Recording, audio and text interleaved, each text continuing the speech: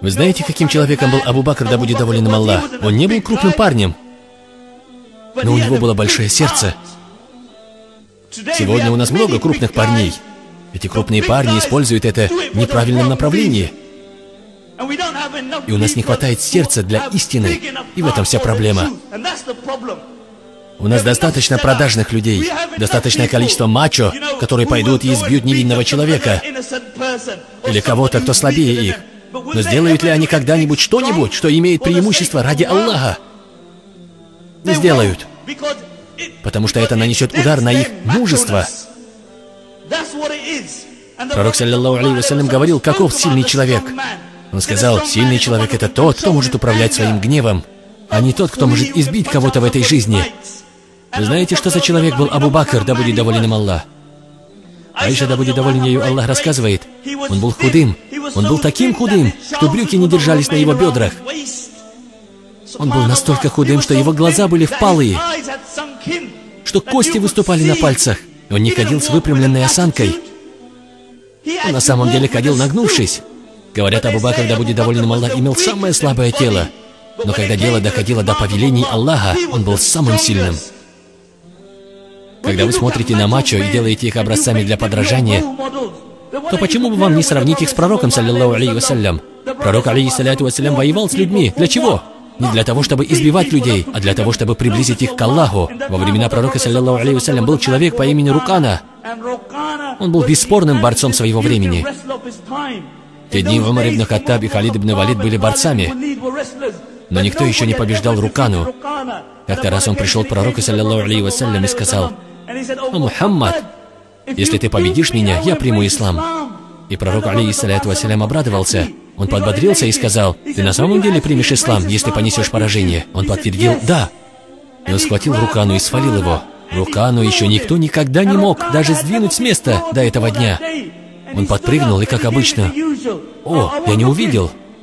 Моя нога поскользнулась». Но алимы воскликнули: «Вы видели?» Пророк, саллаллаху алейхи вассалям, был готов. Он был готов драться с людьми, чтобы довести их до истины. Сравните это с нами. Вы знаете, это больное представление о мачо, что мы имеем сегодня. Эти больные понятия, что у нас, как кто-то делает кого-то сиротой, или тот, кто может подкинуть наркотики, кто может носить оружие. Вот образцы для подражания для нашей молодежи. Почему? Причина в том, что мы не смогли дать им альтернативных образов для подражания. Если бы вы рассказывали вашему ребенку о Халиде ибн Валиде перед сном, они бы не заглядывали к дилерам наркотиками. Если бы вы дали пример Абдулла ибн Мубарака, они бы не смотрели на мелкое человечество с Голливуда. Но делали ли мы это? Нет. Вы рассказывали им о Золушке. Вот о чем мы им рассказываем. И Рукана встал снова и сказал: «Дай мне еще один шанс».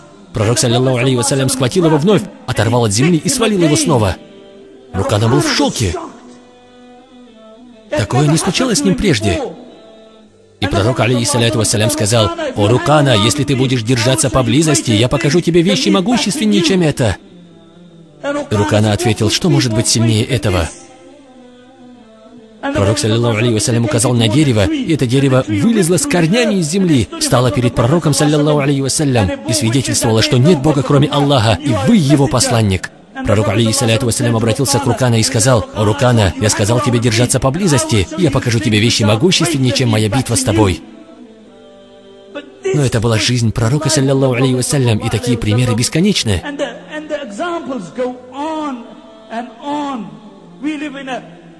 Мы живем в мелком обществе, в котором судят по тому, насколько красиво ты выглядишь. Итак, у него достаточно волос. Затем ты можешь стать премьер-министром, вот где Уильям Хейк проиграл. Вы знаете, что у вас красивая внешность, но это только снаружи.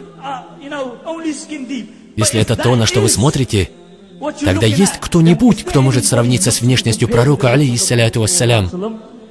Джабир, да будет доволен им Аллах, говорит: «Я видел пророка, алейхиссаляту вассалям, в ночь полнолуния, и замер, посмотрев на лицо пророка, саллаллаху алейхи вассалям. Я вновь посмотрел на полную луну, и на лицо пророка, алейхиссаляту вассалям. Я вновь посмотрел на полную луну, и снова на его лицо. В очередной раз я посмотрел на полную луну. Он сказал: клянусь Аллахом, лицо пророка, саллаллаху алейхи вассалям, было более сияющим и более красивым, чем полная луна. Знаете, какую историю? Расскажите своим детям эту историю сегодня вечером о Зулейхе. Зулейха была женой Азиза. Она была уважаемой женщиной и как-то влюбилась в Юсуфа, алейхиссалям, который был рабом. Эта новость распространилась, что она влюбилась в своего раба. Другие уважаемые женщины начали говорить: знаете, мол, как она? Как же она влюбилась в него?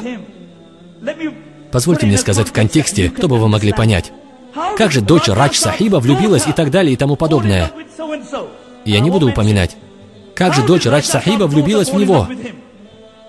Итак, Зулейха собрала всех женщин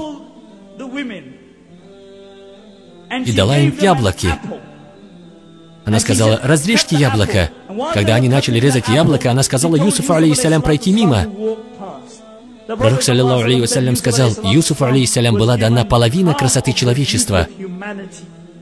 И когда он проходил мимо, женщины настолько погрузились в его красоту, что когда они резали яблоки, они порезали сквозь пальцы и даже не почувствовали боли.